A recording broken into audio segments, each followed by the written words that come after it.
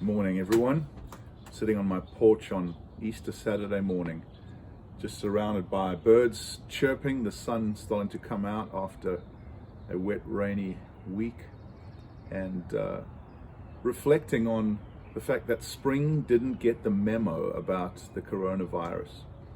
If I walk around my yard, my fruit trees are bursting and my rose bushes are budding, the birds are chirping. And it's just a great reminder that there is a world beyond our world of fear and stress and danger. And it's the world of seasons, where even after a long, dark, wet winter, spring is bursting forth. And that's because God is the God who brings spring out of winter. God is the God who brings life out of death and healing out of pain, good out of evil. He is the God of resurrection. And on Easter Saturday, where we are waiting between the death of Christ and the resurrection of Christ, let's be reminded that the God of seasons is the one who will cause spring to burst forth out of winter. I was reading my devotions this morning, Psalm 67, where the psalmist prays, "May the Lord bless us.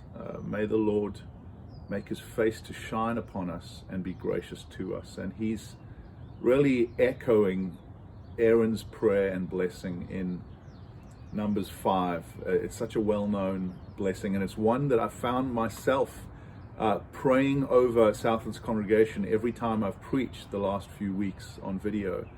May the Lord bless you. May the Lord keep you. May the Lord make his face to shine upon you. May the Lord lift up his countenance upon you, and may he give you peace. What a beautiful blessing. There's a great song by Carrie Job and Cody Carnes called The Blessing that's written out of Numbers 5 and 6, and it's worth playing really at this time. A couple of weeks ago, just as the coronavirus shelter-in-place season started, my daughter, who'd been listening to that song, came to me in the morning. She said, "Dad, I was awake until 2 a.m. Last night." And I said, "Well, what were you doing?" She said, "I was reading commentaries on that Aaron's prayer." And I said, "Well, what did you find out?" And she said, "Well, that line, 'May the Lord lift up his countenance upon you.' I never understood that." And I said, "To be honest, I didn't either." And I said, what does it mean?" And she said, "Literally it means that the Lord is smiling over us, that the countenance of the Lord, his face, is actually not downcast, it's lifted up, it's smiling. And it's a prayer that people would see the Lord smiling.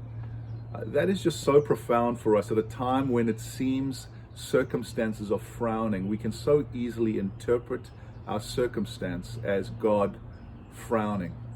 But I want to remind you that because of the cross, because Christ satisfied the just wrath of his Father over sin, he endured the frown of God, the cosmic frown, that we might enjoy the smile of God over us.